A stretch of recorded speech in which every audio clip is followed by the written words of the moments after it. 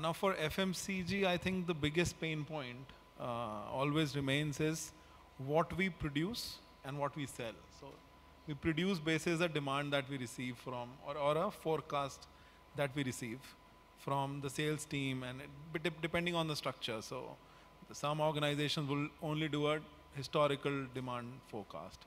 Some would do some intervention from or a market feedback to generate a demand.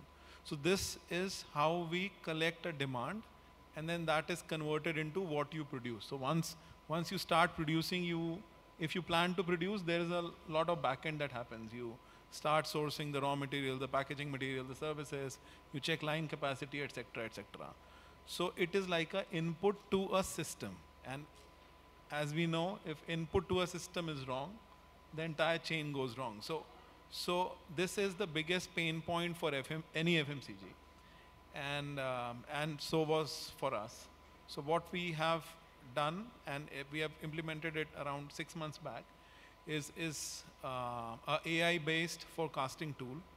So this forecasting tools helps us forecast what we will be selling in the next month and subsequent 3 months. So it gives us a vision of where we will reach or what we should produce ideally to service the customer better. Now, what it considers our historical sales numbers. It considers the interventions that we are doing in the market. It considers the movement of commodity price, because there is a correlation between what a consumer can buy at a particular price point. What it also considers is the weather conditions. So there are certain things that you will eat only in a cold weather, but you will not like to eat them if the weather is too hot.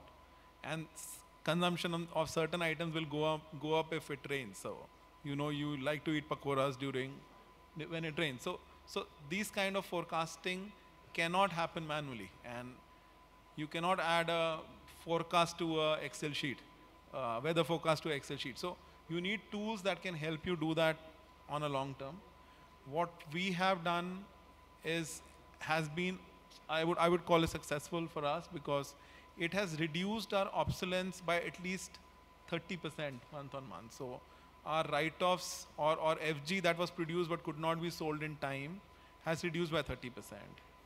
What we have gained on the other side is that our OTIF levels, which is on time in full to a consumer, has now increased to 95%, which we could never go beyond 80-81.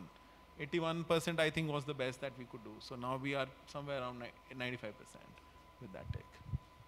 So this is brilliant because